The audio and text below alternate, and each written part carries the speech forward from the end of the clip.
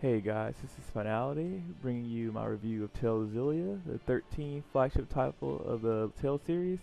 This originally came out in Japan in 2011, but it's finally been localized and released on American shores here. So let's go ahead and get into it. For gameplay, it's an action RPG. It had 6 playable characters, the 2 main ones in this entry being Jude and Milia. Early on, Milia's kind of dislikable, but she kind of has a lack of social interaction, which you'll learn about later in the game. Jude, on the other hand, he's kind of the type that just wants to help out no matter what. There's pretty dynamic personalities, so when you get them together, it's a pretty good time. And unlike past games in this series, at the beginning you can choose which character you want to play as, and while the main story is pretty much the same, there are certain cutscenes that you'll only be able to see as one or the other, so that gives you an incentive to try to play through the game at least twice just so you can get the entire story. Like I mentioned earlier, it's an action RPG. The random battles, they take place in 3D. Well, I shouldn't say random. There's characters on the map, and you run into them to actually start the battle. Uh, and even though the game's in 3D, you typically fight on a 2D plane. You can hold down the L button and you can run in 3D, but as soon as you let go of it, it'll clip back to being in the 2D plane. You have your basic attacks, which is usually your sword skills. You have your arts, which are your more powerful skills, usually typically magic type skills. On some of the abilities, you can actually charge them up to do a bigger AoE damage effects. And then you have link arts, which each of the members in your party, you can have up to 4 in a battle at one time. You can link to them, and you can use your arts in conjunction with theirs, called the link art, to perform more powerful special attacks. It's something new that's added in this entry, and it's actually pretty fun. And it's something that can actually help out a lot in boss fights, especially if they're weak to a typical element. Also, in addition to that battle system that Xillia includes, you also has a pretty unique leveling system that might remind some people of Final Fantasy X. It's called a Lilium Orb system. There's a grid, and each of those grids has points on them, and you can expand the grid to, I guess, to develop the character the way you'd want it to be developed. There's sometimes you can learn new arts, you can increase your defense. There's just a whole bunch of different stats, and you can tailor each character the way that you like it. They require GP points, and every time you or any of the characters in your party level up, you get more of these GP points. So you can.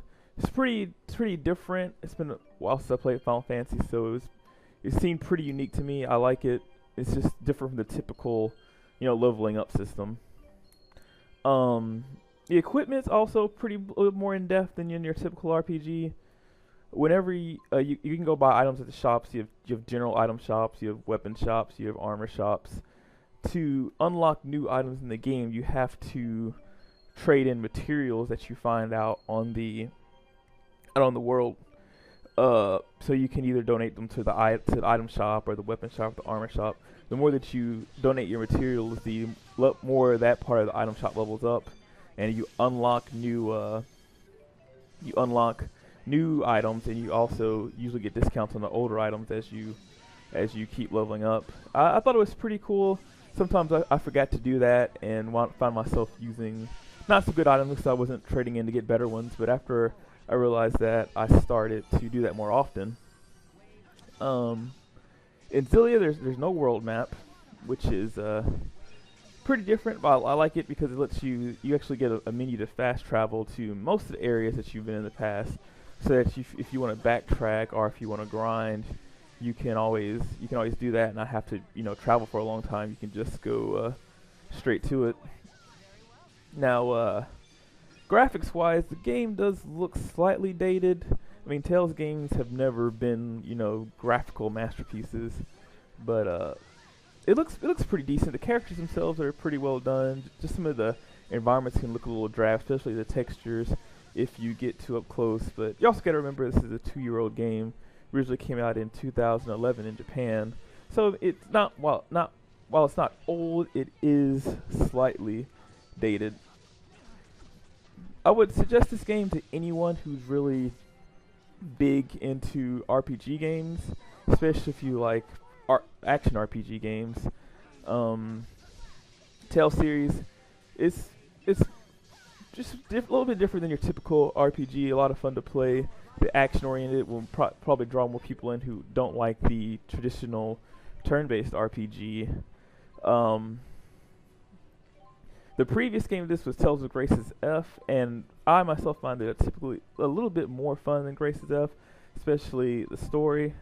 But they're both really good games. You also have Tales of Symphonia Chronicles coming out in the future, which is a re-release of Tales of Symphonia and Tales of Symphonia Dawn of the New World, which originally came out on Tales of Symphonia originally came out on GameCube back in the day, so it'll be nice to see those updates, and that's one of my favorite games. But I got a little bit off track. Like I said, one of the really fun games to play. I would highly suggest it, and I